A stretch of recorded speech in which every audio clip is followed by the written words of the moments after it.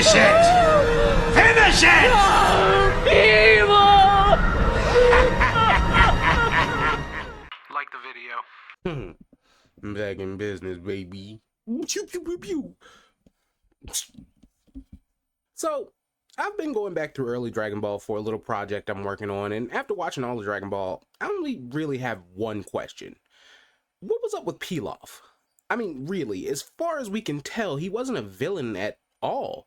Well, I mean, he did do that one super villainous thing, but we'll get to that. Because when Pilaf is introduced, he's already searching for the Dragon Balls. To what end?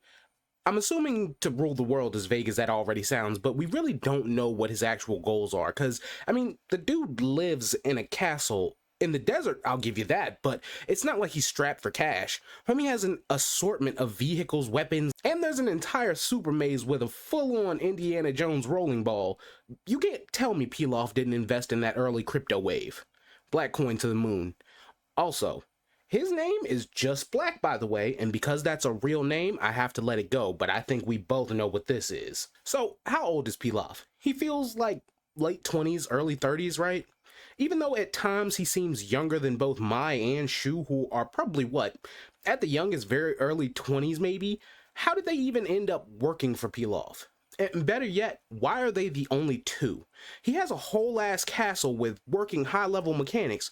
Where are the butlers, the maintenance guys, the maids? It's so clean and furbished, I refuse to believe 3 20-somethings live here alone. Now, if it was a 2-bedroom apartment with a futon in the living room and a toilet as loud as a jet engine, I'd buy it way more. And again, it's not like Pilaf is broke either. He constantly has gadgets, vehicles, and machines galore, and even if he didn't, again, he has a fully furbished palace with decorations that look to be in the range of pricey to priceless, and never once do we actually see Pilaf with money. That's how you know he's rich. Which, again, begs the question, why was he looking for the Dragon Balls in the first place, and why he never teamed up with the Red Ribbon Army?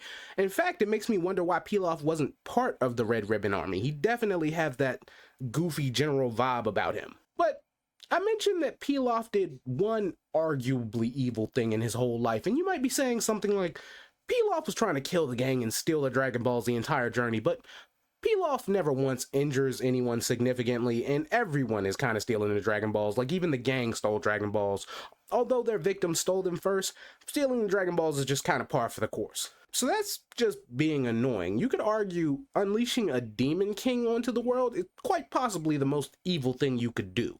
But that begs the question, did Pilaf even realize that that's what he was doing? I mean, wasn't King Piccolo sealed in a rice cooker?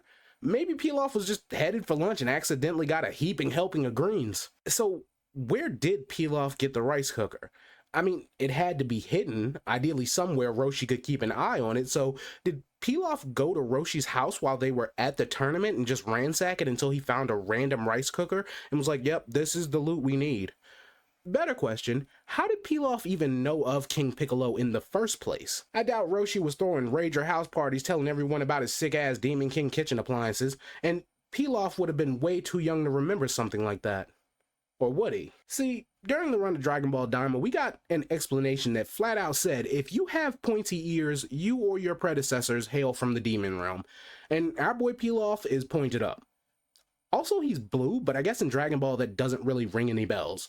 My point is, Pilaf may be a lot older than he's letting on, or at the very least he has a lot longer to live than he's letting on. Because thanks to Daima, we know most if not all Demon Realm inhabitants have longer lives than humans. It's absolutely normal for one of them to outlive a human 2 or 3 times over, so depending on his age, Pilaf might have been well aware of King Piccolo's reign, or maybe his parents were and that's why he knew about King Piccolo's prison and how to release him.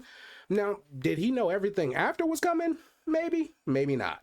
But he certainly didn't have a good time during it. He barely participated at all. And when it was all said and done, they didn't see that man for another 20 years. So other than that one thing, I don't think Pilaf has ever really done anything evil. So that's all I got. What was your Dragon Ball conspiracy? Toss it down in the comments and remember to like and subscribe if you ever want to support a bit more. There's a thanks and a join button. Either is fine. And every little bit helps me put the USB plug in right on the first try. I hope you enjoyed the video because I appreciate you watching. And until next time, peace. That thunder on me clap, make a nigga think before he act. Have a nigga dying on his back, then we double back.